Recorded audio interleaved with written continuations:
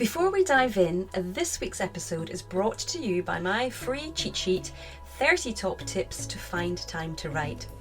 In this guide, I give you 30 ways that you can find time to write in the small gaps that appear between the various errands and tasks and responsibilities that you have in your day-to-day life. Now, you might be thinking that you don't have any time to spare, but I can guarantee these top tips will give you writing time you didn't think you had. If you thought writing always involved a pen and paper or a keyboard, think again. If you thought you needed at least an hour at a time to write your manuscript, I help you reframe that. You won't be disappointed.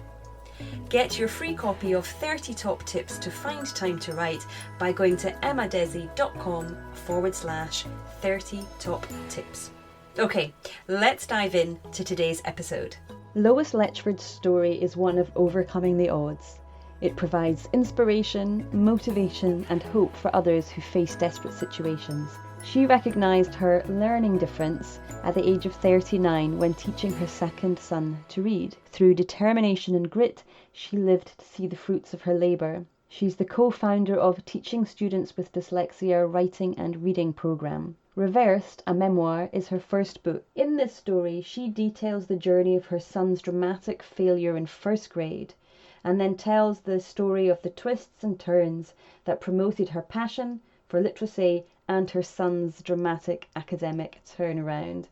When you listen to our conversation, you really will hear Lois's passion for educating children, particularly children who learn in a slightly different way. The school systems tend to give up on a lot of kids very early on in their school life. But as she exemplifies, and in fact, as I know from my own experience with my children, we all learn at different times. Things make sense at different times. But given the chance, we all get there in the end, and we all have something valuable to offer. So this is a great listen for you if you yourself have dyslexia and are writing and you want some help and guidance and a fellow voice to listen to who's been through what you're going through, or if you have a child who's going through the school system and they are struggling because they are learning in a different way to the usual. So either way, great listen, and dive in. Well, Lois, it's so lovely to have you here. Thank you so much for joining me. I'm looking forward to finding out more about you. Thank you, Emma. I am delighted to be here and sharing my story of writing or non-writing with you. Well, that's a good place to start. So yeah, do tell me about your journey to writing. It's a long one. I went to school in Australia as an undiagnosed dyslexic. So I grew up reading words I could not comprehend. In my mind, occasionally teachers would say this is okay for my writing, but it's not something I ever did. And I am the classic word blind person. I cannot see if I have made an error. I will read one thing and there'll be something else on the paper and I just cannot pick it out. The only way I pick it out is putting it through the computer and having the computer read it to me. Okay, well, I'll be asking you about the tools that you've used to help you with your memoir. Absolutely. So presumably then, as a child, you were not someone who was an avid reader and loved reading and had always wanted to be a writer. Yeah, absolutely. The opposite. Yes, absolute opposite. You only write what you have to. You write school assignments, you write. And I managed to get into university and do a college degree in teaching, and that put me on a path. And then I left teaching and I went to England for a time for working holiday when I was in my early 20s, which is where I met my husband. Okay. So that surprises me that you would go into teaching, that would be something you'd want to do. Physical education teaching. Right. Okay. I did. I had a choice of physical education and music, and I'm really glad I did physical education because it suited me and I enjoyed engaging children who were outside the normal. Okay. And I also found multiple ways to engage people. So it's interesting that was my starting point, but was also a point in my learning. And I remember doing a course called The Theory of Skill Development, the way you break skills down. Now, even though it is physical education, it transfers to any skill. You know, so you've got to break the swing of a bat in baseball down, how you do that, and in tennis in the same way. But you have to do the same thing coming to literacy. So anyway, so I married my husband. We have these 3 sons. My first son learns at the speed of light, brilliant with language.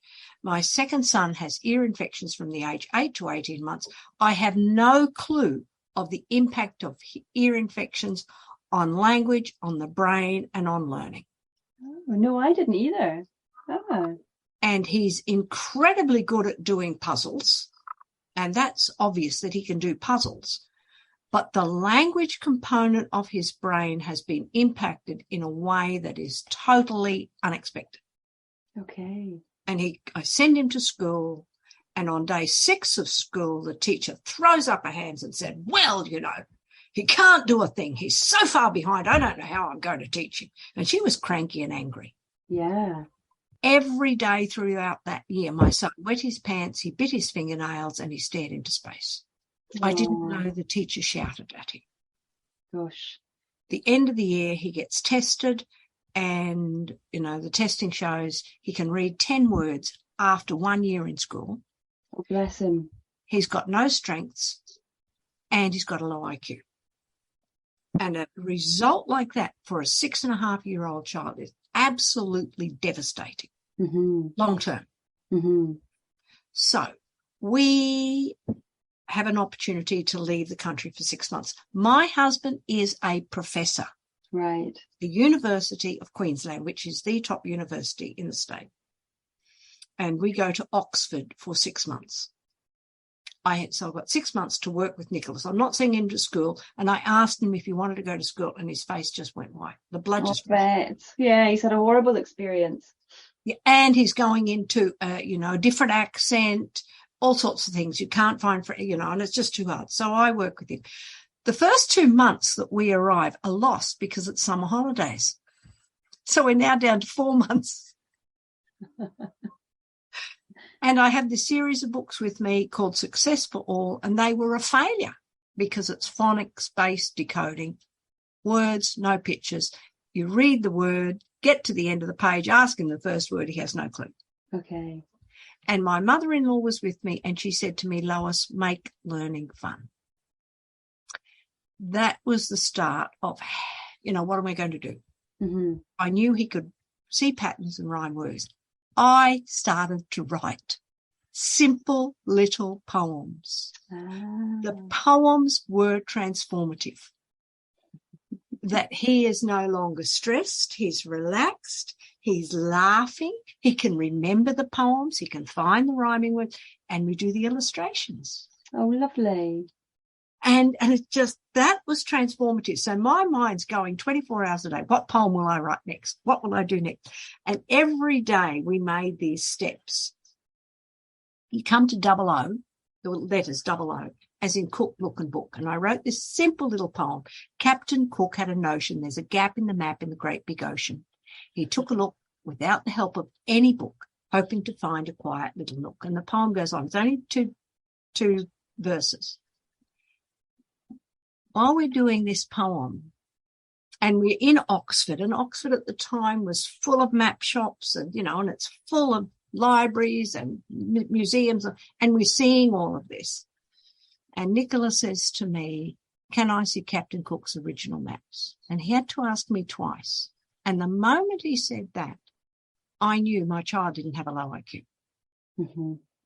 And then he said, and who came before Captain Cook? And I said, well, that's easy, Nicholas. That's Christopher Columbus. And then he said, and who came before Columbus?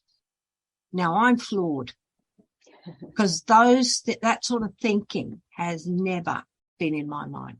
And this time in Oxford was beyond belief transformative. 4 months. And I'm writing. We're seeing what we're writing about. We go and visit the British Museum to find Captain Cook's original maps.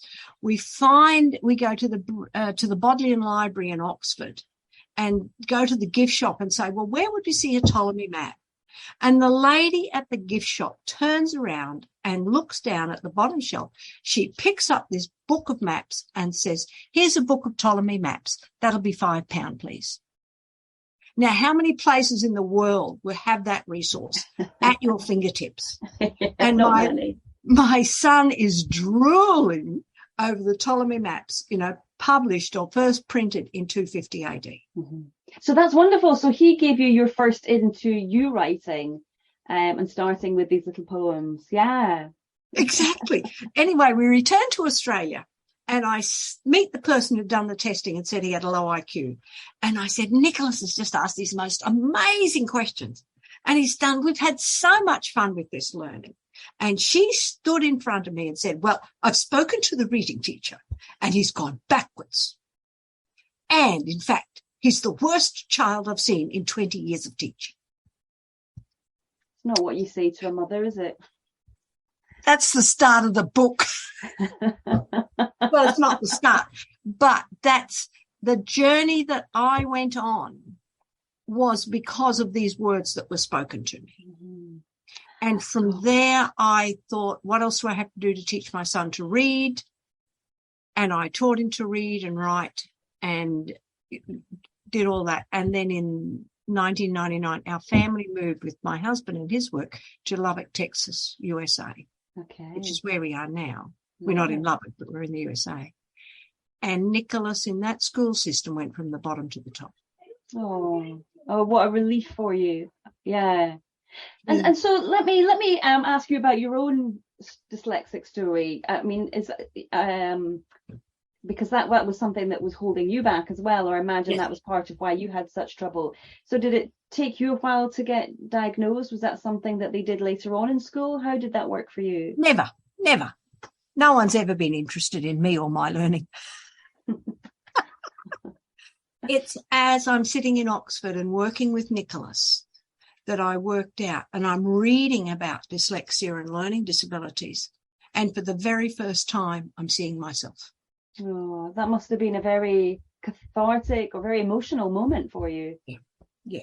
And I don't think people are aware of how hard it is and how challenging it is to take in information auditorily or visually. When you've got these problems, I obviously have a auditory processing problem and a visual processing problem, and Nicholas has the same.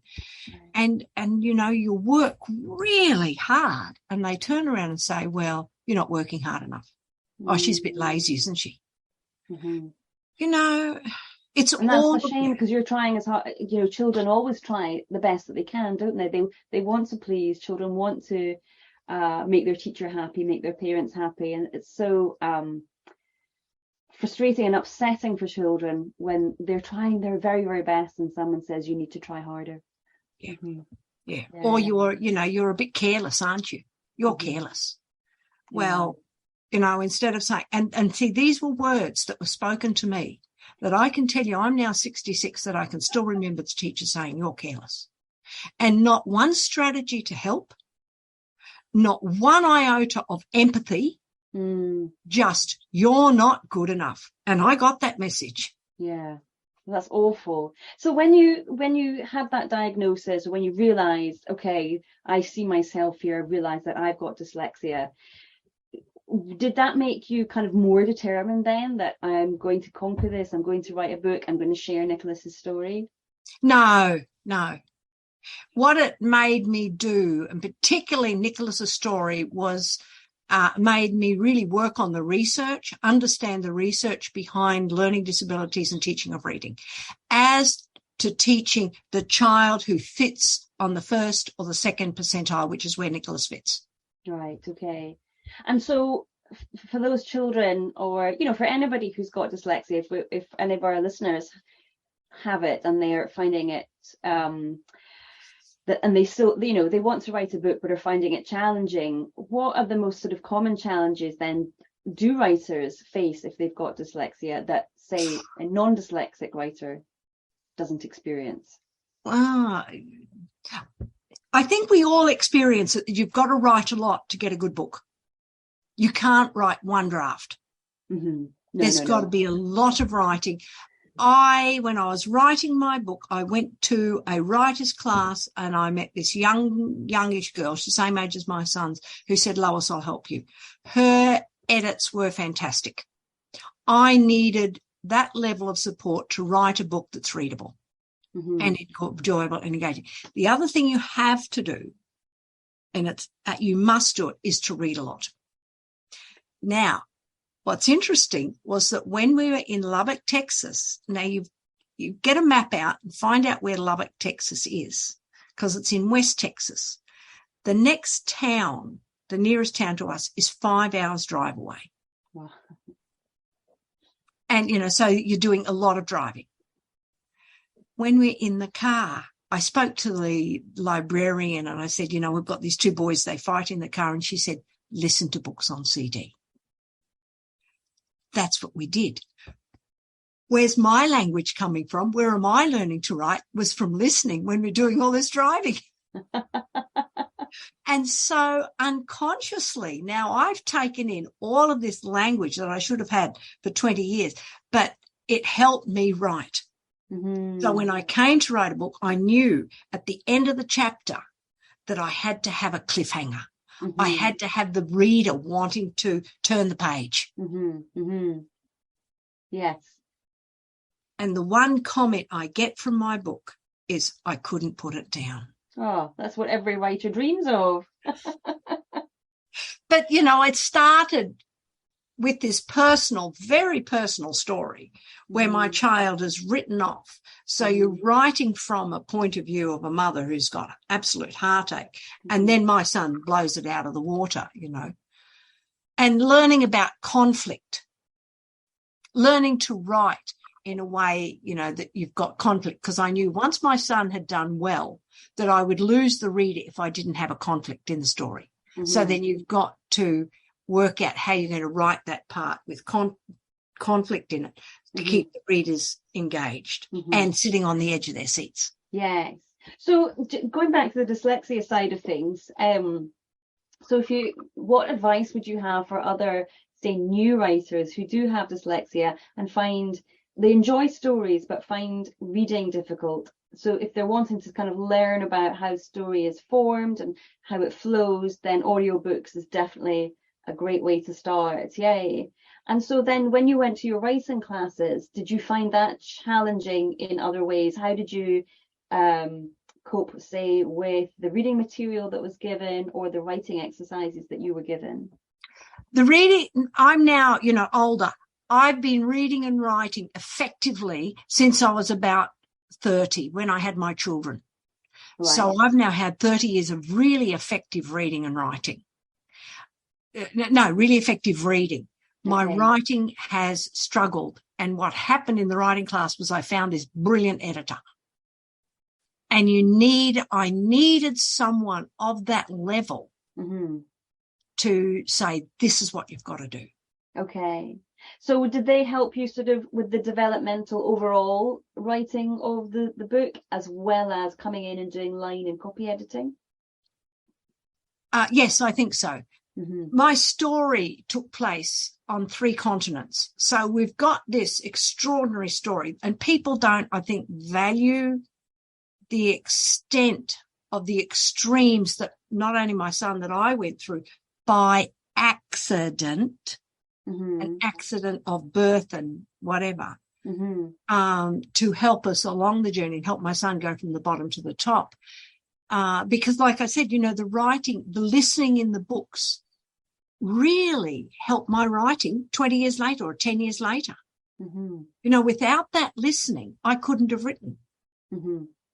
Yeah, they do. I mean, that's, I think, even for people who are reading the physical book as well as listening, you have to be an avid reader or listener to just, it's almost like osmosis. You begin to take in the rhythm of of storytelling. Yes, there's lots of skill or practice or craft that goes along with it, but just understanding those basics of storytelling and feeling them as much as anything is so important.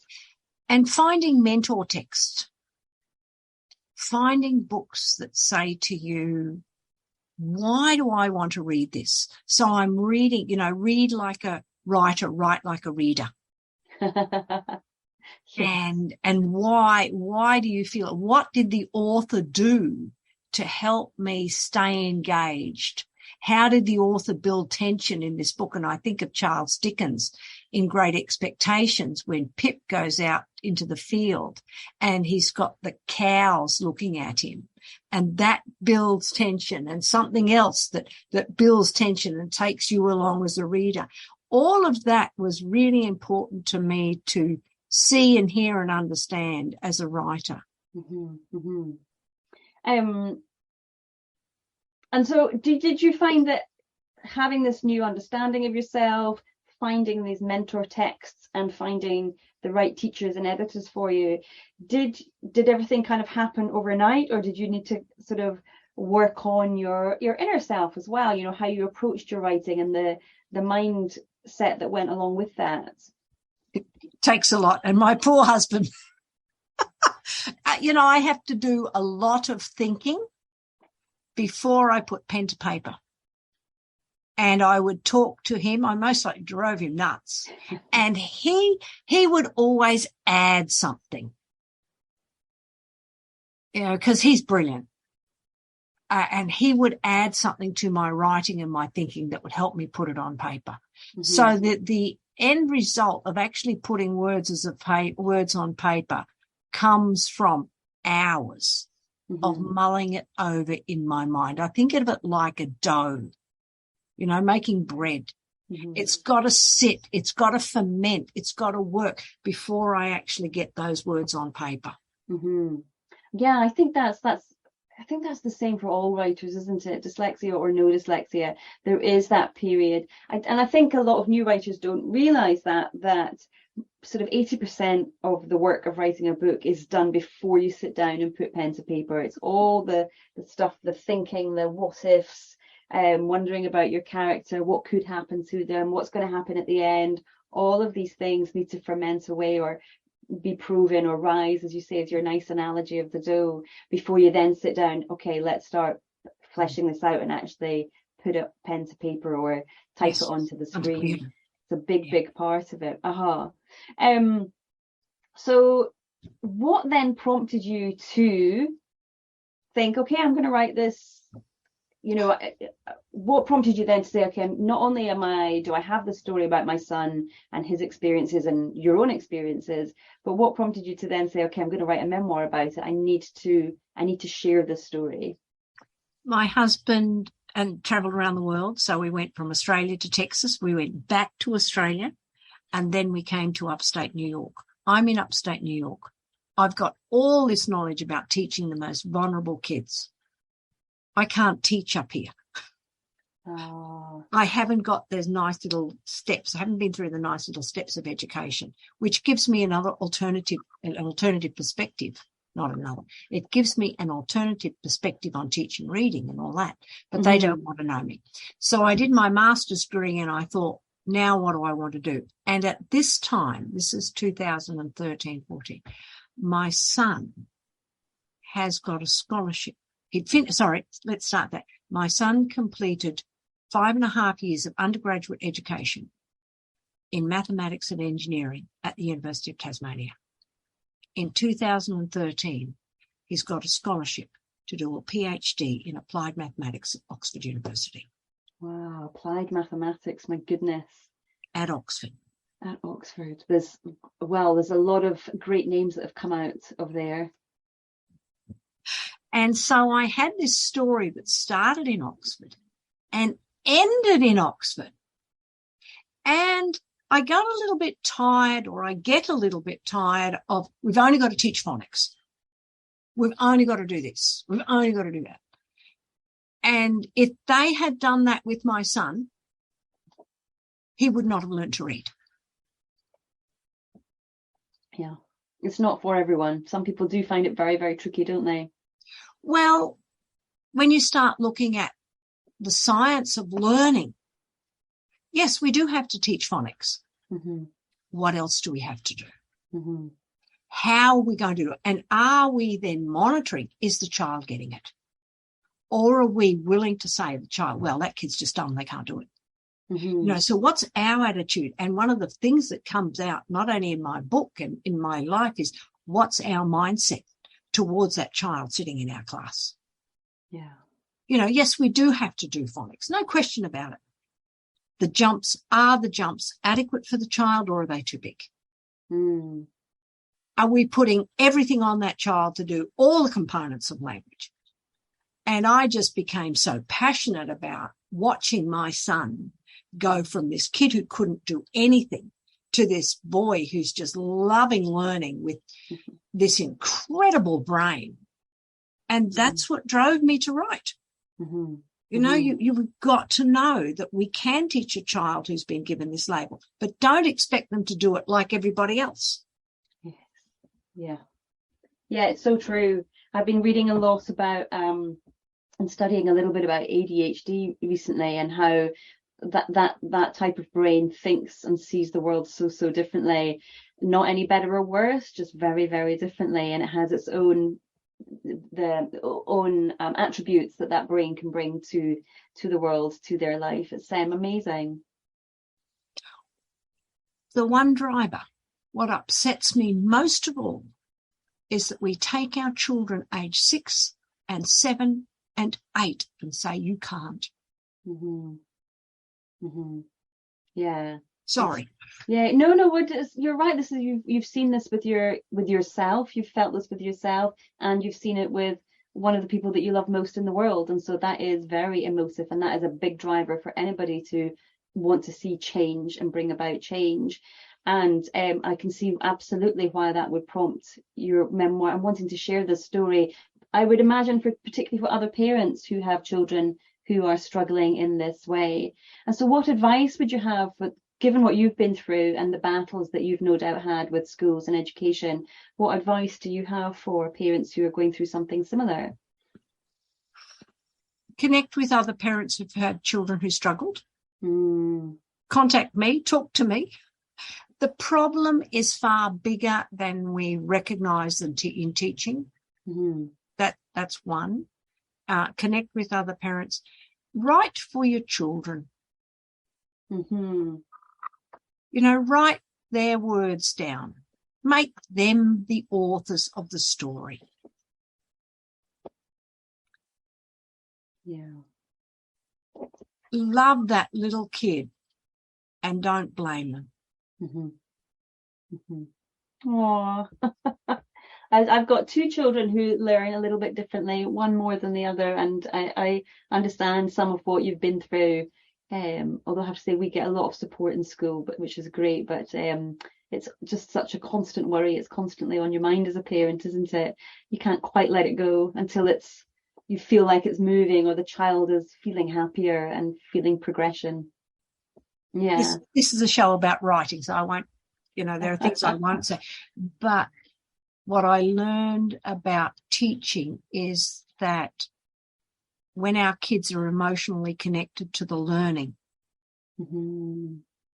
it makes a big difference to what they learn. Yes, it's so true. So true. When they're interested, then it makes a big difference. Same for all of us, and let's be honest, same for adults as well. Yes. We're interested too. And when I think about what resonates with me with your story and for my audience, is that I know that there's a lot of audience members who have had a very negative experience at school, both primary and high school, and particularly in English class, where they've been told you'll never be a writer, you'll never be able to do this. And that has stuck with them. And, I hear from people in their 60s and 70s who they've still wounded by what this person has said to them, and have carried that belief for the majority of their life that they don't have it in them, that they're not capable of doing it. When really it was just that they learned a different way, or they needed a better teacher, or to find the right material that interested them. I hope you'll allow me to share this. I talk a lot. I talk as many conferences as I possibly can. And I did one for the African Dyslexic Organisation. And it was online. So, and I asked the participants, I said, I want you to write about Cape Town, South Africa for 90 seconds. 90 seconds isn't long, is it? No. I just want you to write 90 seconds. Okay.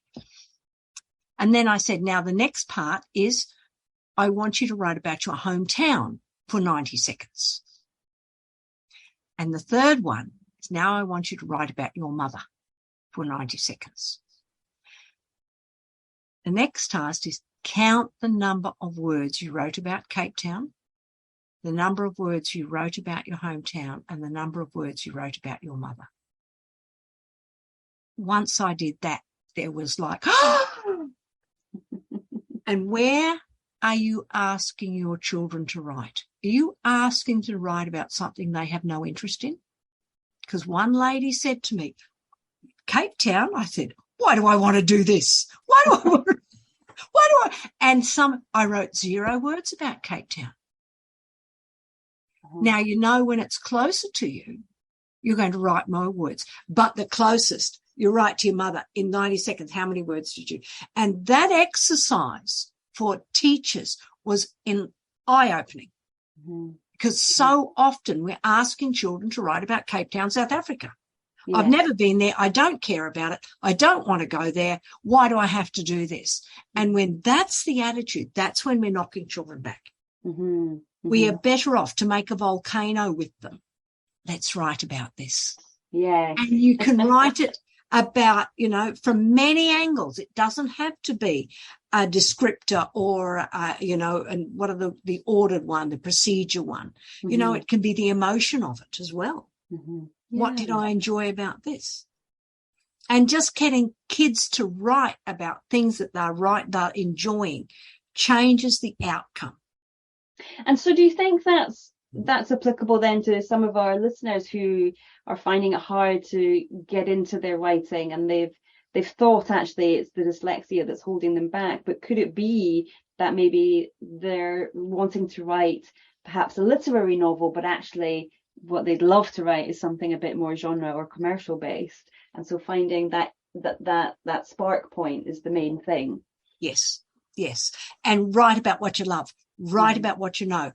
You know, if you want a book on writing, it's Stephen King's autobiography, isn't it? Stephen King on writing. Because I'm on the fence about that one. Are you really? Yes. Why? Tell me why. I, like everybody, I read that one, and the main message I took from that is you have to write for 2 hours every day, otherwise you are not a writer. And I think that's the biggest misnomer, and I think it's so unhelpful to new writers. I didn't get that message. Okay. Maybe it's just me then. Yeah. You know what I got out of that? I'm not a Stephen King fan. I don't read Stephen King. My eldest son gobbles it up. But I remember the story of him and his brother going to the woods and getting covered with poison ivy. And I think my husband had read the book on the plane, and and he was killing himself laughing. So I had to read the book. And it was the engagement that he had in this little story that still stuck with me. How many years later? He's writing about what he knows. He's writing in it in a way, whether it's true or not is irrelevant. He's writing in a way that has kept the reader going and laughing. Yeah, there's no doubt about his gift as a storyteller and a writer, and I think he is one of those unicorns, isn't he? He just was born to it. He knew what he was doing. But anyway, I want to keep focusing on you. So tell us about your memoir. What's it called? What's it about? Why should our readers pick it up? It's reversed a memoir. Reversed because we think children reverse it, but it's also a reversal of fortunes, that you go from nothing to the top.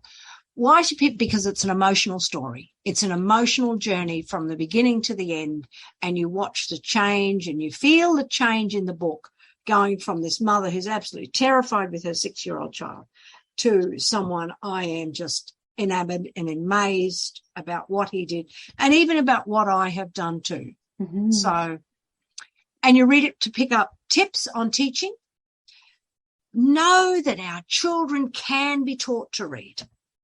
You know, some of the comments I've had in Goodreads and Amazon, every teacher should read this book, because our attitudes come through to our children. Yeah. That's why you should read it. and buy a copy for your teacher and say, read it and write a review. Mm-hmm. Mm-hmm. Get every special education teacher to do it, because it allows you to think a little bit outside of the box, which is what I was forced to do when teaching not only my son, because I then became a reading specialist, to teach my other students. Mm-hmm. Yeah. So I think that's why you should buy it. I think it's, the amount of effort and money that went into this book is beyond what people would expect. But I wanted a book that I was proud of. I wanted a book that I could reread. And when you have to do a lot of rereading when you're doing the editing. Yes. And I'm reading and thinking, I want to read this.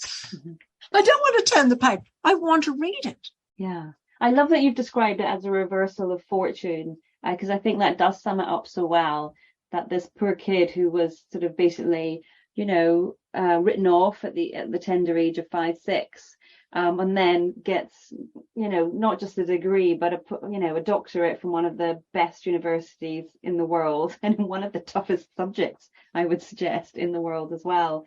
And just such an example of how we grow and evolve at different stages. We pick things up at different stages. And, if you're someone who's writing your first novel and you've started in your 50s, that's absolutely fine. There is no upper limit to this. You can start at any time and be a success at any time. So don't let what other people have said hold you back. You will find your way forward if you want it.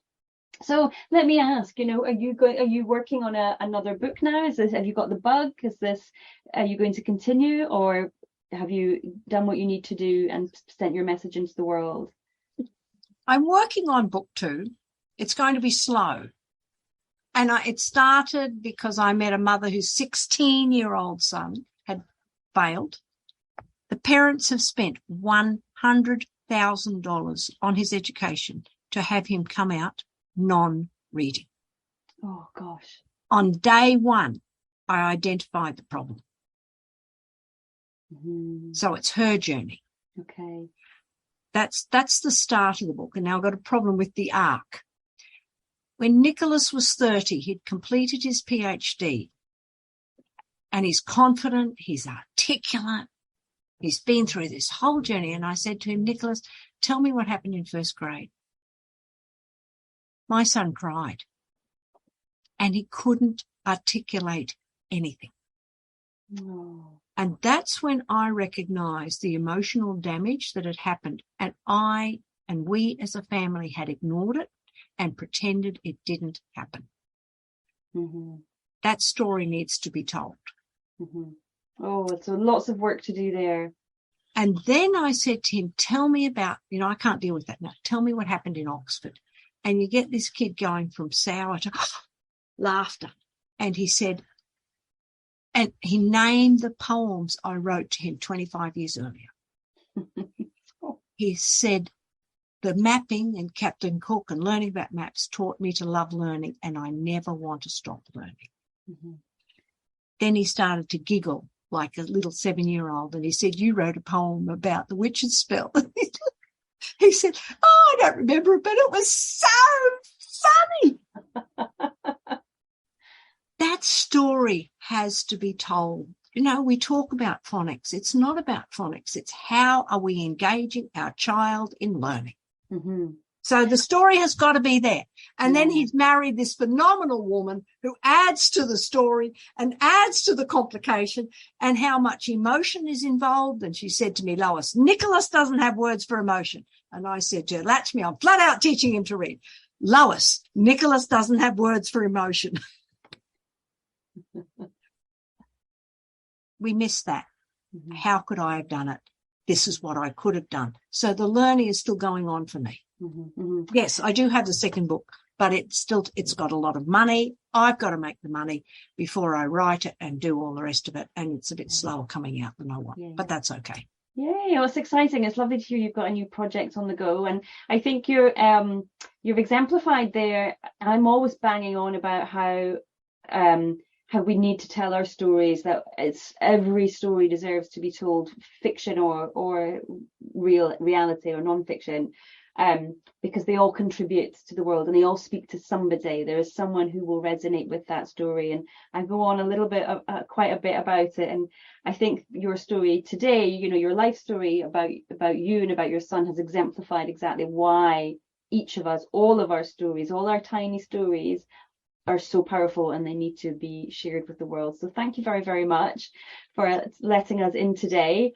And just before we say goodbye, I wonder, could you let our listeners know where they can find out more about you and your book? I'm Lois Letchford. My website is loisletchford.com. My book is Reversed to Memoir and available on Amazon, available on audio. I'm on LinkedIn. I'm on Twitter. Facebook has changed and I've lost the thread there. Yes. But, if you Google Lois Letchford, I will come up, and the video of my book that was done on the day Nicholas graduated with his PhD is there and available, and it's a phenomenal little 2-minute clip, and it's really worth listening to. Fantastic. Well, I will link to those in the show notes. That's brilliant. Thank you so much, Lois. It's been lovely getting to know you. You too. I've loved this. I'm going to listen to more of your work because this is fantastic. If you're a first-time novelist who is struggling to either finish your novel or get those revisions to where you want them to be, then I've got just the thing for you. I have a small group coaching program which runs over 12 months, and over the course of that program I will help you fix those plot problems that you've been struggling with. I'll help you get under the surface of your characters so you really get to know them and what's driving them. And crucially for you, I give you that self-belief that you need to get you through the roller coaster that is writing a novel so that you can carry on, get to the end and get your book, your story out into the world so it can change people's lives.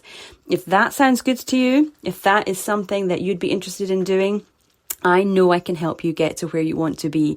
So book a call with me. Let's have a chat and see if we are a good fit for each other.